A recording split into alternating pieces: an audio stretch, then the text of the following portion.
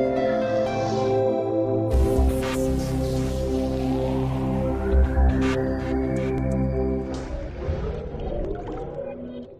a pleasure to be here in India.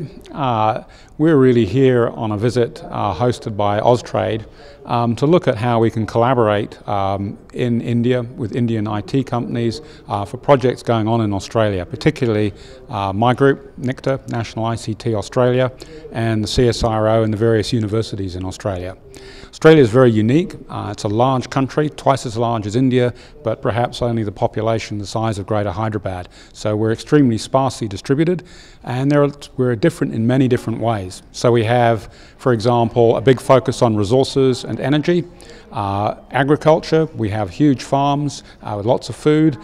We have big infrastructure problems. We have rolling out of the national broadband network, great services, great digital economy prospects. So we're really looking at the kinds of projects that we can do in Australia in collaboration with information technology companies in India.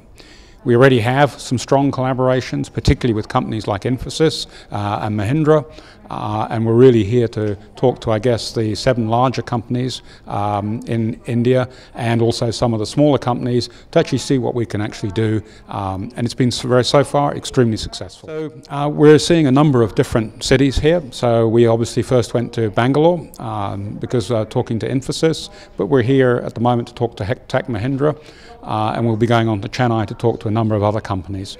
I actually came to India earlier in the year, and this is really what set up the idea for this visit. So I made a visit to Delhi, in that case Mumbai and Bangalore. I really got the sense that many of the problems we face in Australia are very similar to the problems that you face in India, and so this really lined up with the help of Austrade the companies that we actually wanted to visit. So I'll give you an example today. Today we had a visit to Tech Mahindra.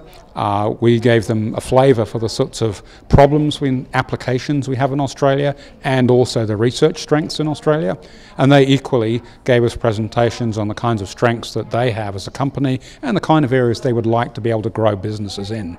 And already I think we've probably identified a couple of areas that we're going to carry on talk to, maybe then pick out a couple of projects which I think will add wealth to both Australia and to India through that kind of collaboration. That's really what we're about. Now, for NICTA, National ICT Australia, I think we're going to focus on IT. There are, of course, huge other opportunities.